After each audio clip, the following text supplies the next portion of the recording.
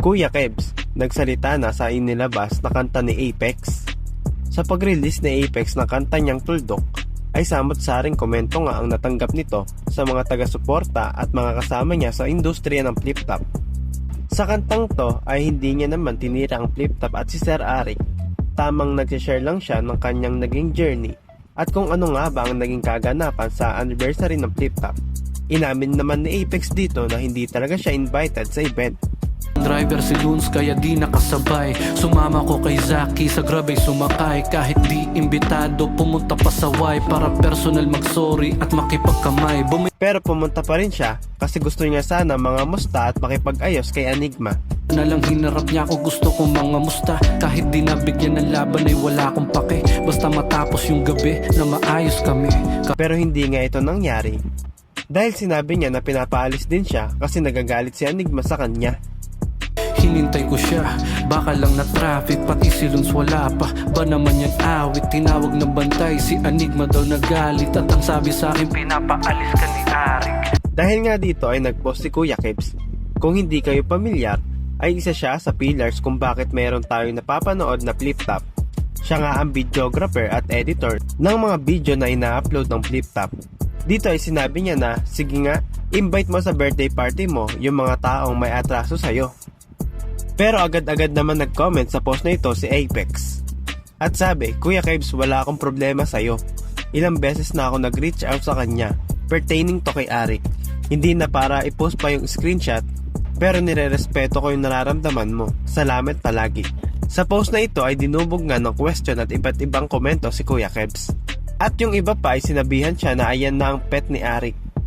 Feel ko nakita at napansin din ni Apex na hindi maganda yung laman ng comment section sa post na ito. Kaya nagdagdag pa ulit siya ng comment na nagsasabi na huwag nyo i-bash si Kuya Kebs. Kahit ganon, ang laki ng respeto ko sa kanya. May kanya-kanya tayong saloobin, hayaan nyo na lang. May nag-comment din na sana mag-release si Sir Enigma ng statement or feedback para sa issue na ito. Sa tingin nyo ba, goods din na magkaroon si Enigma ng statement regarding sa sinasabi ng kanta ni Apex? Tingin mo, sino ang susunod o karapat-dapat na pumalit kay Enigma kung sakali? Sabi ni Wisinyo. Kaya mahirap yan ha. Hindi siguro isang tao. Yung ginagawa niya parang kailangan kailangan group. Kasi yung na-witness ko na niya kasi si Arik 24/7 yan na tingin ko siya lang may kaya nun na... Sa kabilang banda naman, J Black nagkaroon din ng pahayag para sa kanta ng Apex at sinasabi niya na sobra siyang nalulungkot dahil kung matatandaan natin, isa rin siya sa nag-call out at gustong makalaban si Apex sa flip-top. Mga bagay na hindi ka pwedeng magkamali kasi magiging isa yang makasaysayang tagpo. Tapos sisirain lang itong mga selfish na bobo. At yan ang sagot sa tanong ni Apex na si Enigma, paano nyo naloko?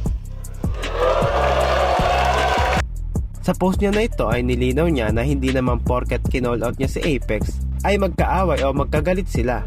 Sadyang gusto niya lang makalaban si Apex dahil isa rin siya sa pan nito. Pero kung patuloy na magiging ganito ang sitwasyon ni Apex at Enigma, mukhang hindi matutuloy ang inaasam na makalaban ni J Black si Apex sa flip-top. Speaking of Apex, Pex, isa kang malaking hangal. Lumaki sa streets ng Valenzuela tapos iyakin pag may sugal? Nang dahil lang sa sugal, yung kredibilidad ng liga nagawa mong itaya. Nung nag-flop pagiging seaman, eto nagbigay sa'yo ng pamingwit at bangka. Sa 3GS kagalit, kaya Enigma ka magwawala. Sisirain mo yung liga na dahilan kung ba't hindi ka na namamakla.